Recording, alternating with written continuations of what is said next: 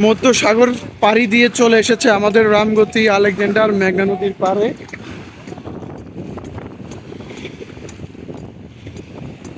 সাগর থেকে পাড়ি দিয়ে আসা বোট এখন ঘাটে ভিড়তেছে। বোটটার সাইজে তো অনেক বিশাল, না?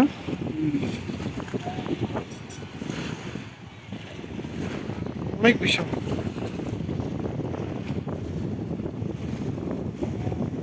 এই কি হলো মাঝি? এদের কি মাঝি কয়?